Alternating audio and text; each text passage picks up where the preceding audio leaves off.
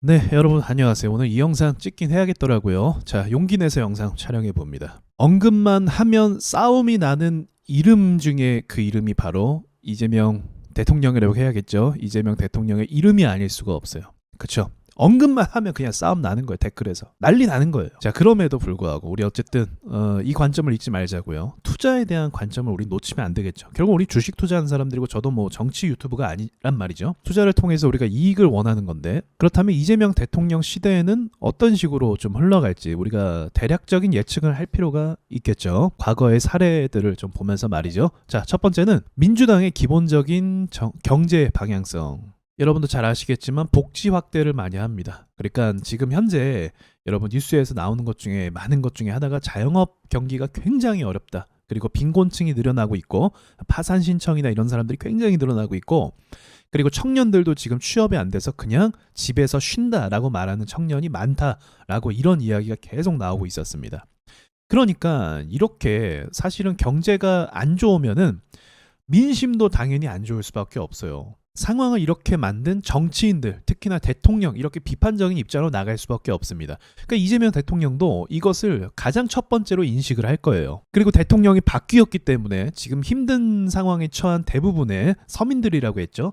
이 서민 경제를 어떻게 살릴 것인가, 서민들이 대통령에게 거는 기대가 굉장히 크다고 볼 수가 있습니다. 그렇다면 정치인으로서, 그러니까 이재명 자체를 떠나서 정치인으로서 이 상황을 어떻게 할 것이냐, 당연히 엄청난 돈풀기, 복지 확대를 시행할 것이다 라고 볼 수 있습니다. 그렇지 않아도 준비되는 것들이 있는 것 같고, 그렇지 않아도 금리도 엄청나게 빠르게 인하하고 있죠. 미국 금리가 높든 말든 우리나라 한국은행에서 금리를 엄청나게 내리고 있어요. 어떻게든 경제를 좀 부양하겠다라고 하는 그런 의지가 보인다라고 볼 수 있는 거죠. 그러니까 이재명 대통령도 여기 기준에 맞춰서 아마 이게 가장 시급하기 때문에 이런 식으로 지원을 할 거예요. 그렇다면 어떤 일이 일어나게 되냐면, 자, 이것은 미래의 자산을 미리 땡겨오는 거예요. 빚을 지는 거죠. 쉽게 말하면 돈 풀기가 뭐 그냥 공짜입니까? 아니라는 거죠. 빚을 지는 거예요. 빚을 져서 지금 사람들에게 나눠주고 미래 세대에게 이걸 부담시키는 겁니다. 정치인들이 이걸 잘하죠. 그래서 왜냐면 지금 자기네 임기 때만 이거 하면 되거든.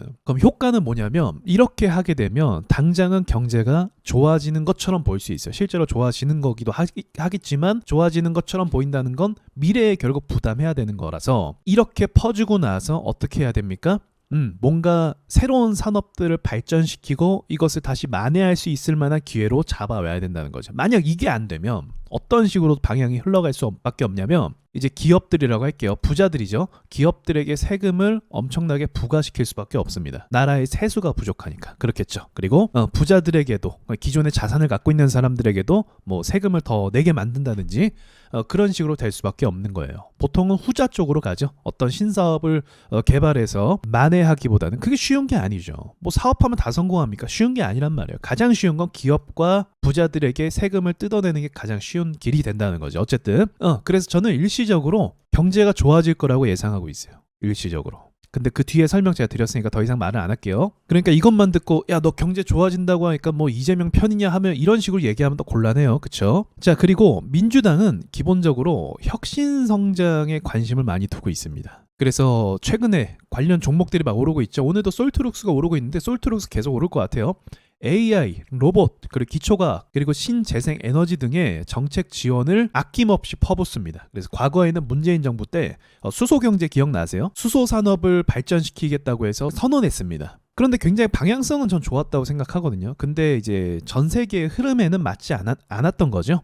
앞으로는 또 이제 이걸 살릴지 어떨지 모르겠지만, 자, 아무튼 혁신 성장을 추구합니다. 근데 지금 어느 때보다도 사실 이 혁신 성장이 필요한 때죠. 사실은 늦었죠. 그쵸? 지금 미국과 중국이 AI를 만들고, 그리고 로봇도 엄청나게 잘 만들고 있고 굉장히 빠른 성장을 하고 있는데 우리나라는 굉장히 뒤처져 있죠. 그래서 빨리 따라잡아야 되기 때문에 어쨌든 이거는 이제 누가 됐든 보수가 정권을 잡든 어쨌든 AI 쪽으로는 엄청난 투자를 하겠다라고 공언을 했기 때문에 진행될 부분인 건 분명한 거죠. 그래서 오늘 AI 관련 종목들이 저렇게 오르는 것 같아요. 자, 이건 근데 다 아는 내용이니까. 그쵸? 자, 다음은 남북경제협력과 중국경제협력을 좀 우선시합니다. 민주당은 이쪽 방향으로 가는 게 있어요. 자, 공산국가들과 적대적인 관계 형성보다 우호적인 관계 형성을 통해서 경제적 이익을 추구합니다. 그러니까 이 부분에 대해서 사실 말이 많죠. 저도 할 말이 많긴 하지만 그냥 투자 관점으로만 우리 얘기해 볼게요. 그쵸? 그러니까 댓글에서 어리석게 싸우지 마세요. 그런 건 딴 데 가서 하세요. 저는 이것도 사실은 중요하다고 봐요. 저는 어떤 대통령이 필요하다고 생각하냐면 안보에 있어서는 미국을 의존하는 게 맞습니다. 우리나라에 북한이 쳐들어오지 못하는 이유는 우리나라 국군 장병들이 나라를 지키는 것도 있지만 미군 부대가 주둔하는 것도 굉장히 커요. 이건 남자분들이라면 군대 갔다 오신 분들은 무조건 알고 있죠. 어느 나라 막론하고 미군 부대가 주둔하면 건드릴 수가 없습니다. 왜냐면 미국은요, 진짜 미국은 무서운 게 뭐냐면 보복을 확실하게 합니다. 정말 확실하게 해요. 트럼프도 우리가 미친 사람이라고 하지만 뭐 그렇기도 하지만 사실 너무 강경하죠. 그렇기도 하지만 일기 때 트럼프 일기 때 솔레이만이라고 이란의 2인자가 있어요. 드론으로 그냥 쏴서 죽였어요. 이유는 묻지 말래요. 이유는 이때요. 나름대로 이유가 있으니까 그런 거니까 뭐 기밀이니까 묻지 마라 이렇게 하고 없애버렸어요. 사람을. 무섭죠. 그래서 미국이 있으면 못 건드립니다. 그러니까 안보는 미국을 의존하는 게 당연한 거죠. 세계 1등 국가인데. 그리고 모든 위성이나 통신이나 모든 것들을 다 쥐고 있잖아요. 정보기관들을. 그래서 미국을 의존할 수밖에 없습니다. 그렇죠? 그래서 안보에 있어서는 미국에게 의존을 잘하고, 그리고 경제는 또 어디예요? 중국이 엄청난 소비 국가 아닙니까? 우리나라 경제가 사실은 중국 경제가 성장해서 우리나라도 같이 성장한 거예요. 그러니까 중국 의존도가 높단 말이죠. 우리나라가 수치적으로 봤을 때 이거 부정할 수 없잖아요. 중국 부자하면 무시할 수 없잖아요. 그렇죠? 중국인들이 막 소비해주고 지금 한한령 해제한다고 하니까 관련주들이 오르고 무시할 수 없단 말이에요. 미국 역시도 중국에게 경제 의존을 많이 합니다. 그렇게 서로 싸우는 것 같아 보이지만 뒤로는 중국에게 물건을 엄청 팔고 있어요. 엔비디아도 중국에서 매출 엄청 내잖아요. 테슬라도 그렇고. 그쵸? 중국은 엄청난 소비 국가예요. 그래서 경제 의존적으로 봤을 때 중국을 의존하는 게 사실은 더 좋죠. 지금 미국을 의존하니까 어떻게 돼요? 힘들죠. 솔직히 힘들단 말이에요. 그래서 중국과의 관계 역시도 이 중간에서 이득을 취할 건 잘 취하는 게 중요하다는 거죠. 그래서 너무 한쪽으로 기우는 건 당연히 안 좋고 정말 그냥 대한민국 자체를 생각해서 우리나라를 생각해서 미국도 이용하고 중국도 이용하는 대통령이 좋은 대통령이다 라고 말할 수가 있는 거죠. 근데 그런 사람은 실제로 없긴 하지만 자 아무튼 이 부분이 좀 의미가 있다는 거죠. 그래서 제가 올해 2025년도 좀 주목해야 될 섹터를 두 가지를 제가 뽑았었어요. 그 하나가 첫 번째가 로봇이었고 그리고 또 하나가 대북주였어요. 기억나시나요? 아마 제 영상 보시면 아실 거예요. 새해에 올린 영상이 있거든요. 대북주였어요. 그러니까 대북주가 이제 트럼프가 협상도 하겠지만 이제 대통령이 바뀌었으니까 더욱더 이제 탄력을 받겠죠. 그래서 오늘 아난티도 오르고 있고, 그렇죠. 먼저 주식이 선반영하는 거죠. AI도 오르고 있고 다 반영하고 있어요. 그래서 이 부분을 체크를 꼭 하시면 좋겠다고 생각합니다. 저는 한번 말씀드린 적 있지만 우리나라가 만약이지만 통일이 된다 하면 그런 통계도 있어요. 우리나라 경제 성장률은 10%씩 성장하게 됩니다. 왜냐하면 해외에서 북한으로 엄청난 지원과 투자금들이 쏠리게 되는 거고 우리나라 기업들이 거기에 참여해서 공사하고 아스팔트로 뭐 도로 깔고 건물 올리고 난리 납니다. 난리 나요. 그렇게 되면 북한 친구들도 난리 나겠죠. 우리나라 문화 체험하면 그냥 깜짝 놀랄 겁니다. 아마 기절할 수도 있어요. 자, 아무튼 이러한 기대감이 있으니까 이것도 우리가 기억해 볼 필요는 있다고 생각을 해요. 자, 전 이것도 한번 체크해 보고 싶더라고요. 정권마다 증시의 흐름이 어떤가. 물론 이게 글로벌 영향을 많이 받죠. 우리나라 코스피는. 그래도 좀 재미로 한번 보면 좋을 것 같아요. 자, 보이십니까? 보시면 1993년에 김영삼 정부가 들어섰을 때는 초반에는 좋았다가 결국은 IMF를 맞이하게 됩니다. 근데 이거는 사실 외부적인 문제라고 볼 수도 있죠. 물론 이제 방어를 좀 어느 정도 못했던 것도 책임이 없진 않다고 전 생각을 해요. 그래서 욕 많이 먹고 정권이 교체가 돼버렸죠. 그래서 그 뒤로 이제 참 이게 우리 주식하는 사람들은 알죠. 사실은 이게 이렇게 떨어지면 결국은 이제 원조를 받고 이렇게 돈이 풀리기 때문에 다시 증시가 오른다는 것도 우리는 알고 있어요.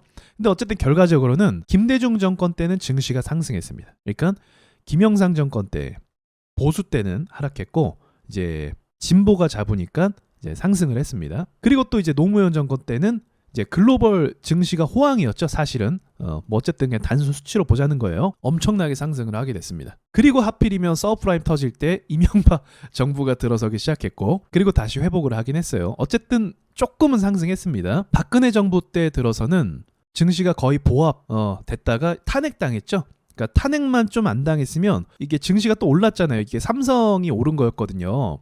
디램 수혜 받아갖고, 그러니까 사실은 정치권에서 뭐 했다고 했다 이거에서 결정된 건 아니에요. 다 이유가 있어요. 그러니까 이렇게 폭락할 때 정권 잡았던 사람들이 좀 재수가 없던 거죠. 자, 아무튼 디램 수혜 받아갖고 이렇게 올랐습니다. 그리고 또 팬데믹 때 돈 풀어갖고 이렇게 올랐죠. 그러니까 특이한 건 뭐냐면 민주당이 정권을 잡으면 증시가 올라가요. 그리고 보수가 정권을 잡으면 무슨 일이 생겨요. 그래서 증시가 안 좋아져요.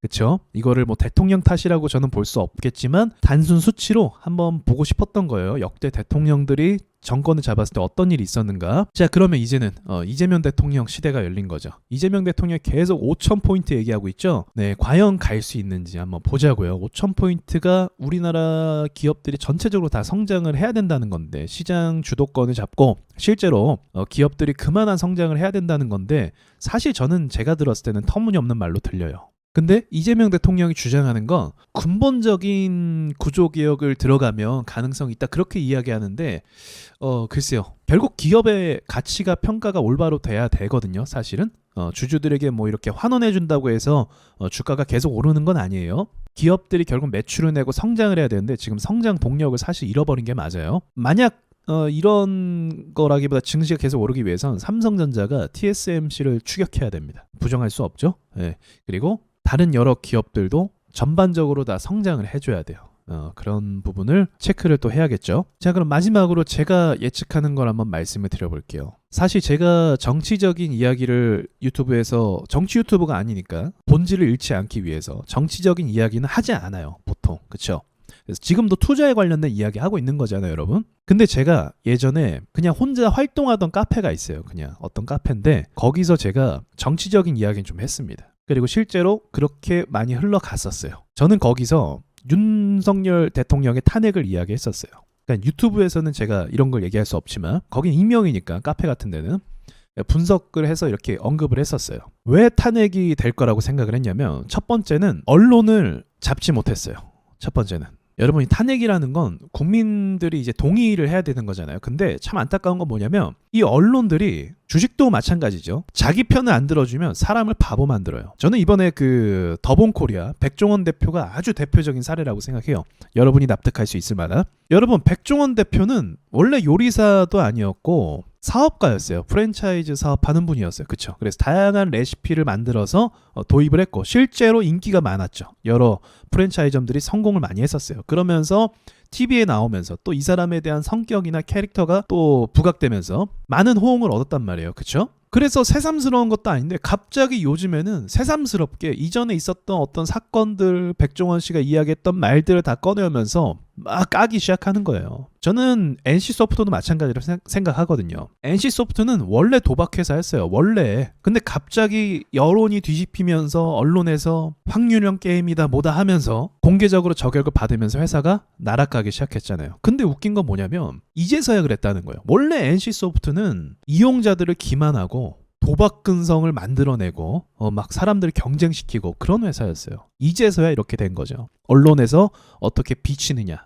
그게 굉장히 중요한 거거든요. 근데 윤석열 전 대통령은 굉장히 강압적인 자세를 많이 취했어요. 검사 출신이라 그래요. 무서운 게 없는 거죠. 그럼 어떻게 됩니까? 공격당해요. 아무리 대통령이라고 해도. 그래서 언론과의 이 관계성을 잘 유지해야 되는데 뭐 입을 틀어막고 막 이런 식으로 압박을 넣고 이런 식으로 굉장히 강압적인 부분을 많이 보였단 말이죠. 그리고 개인적으로도 약점이 굉장히 많은 사람이고, 그래서 이러한 결과가 나올 수밖에 없었던 거죠. 그럼 이재명 대통령은 어떻습니까? 이재명 대통령은 이런 부분에 있어서 프로죠.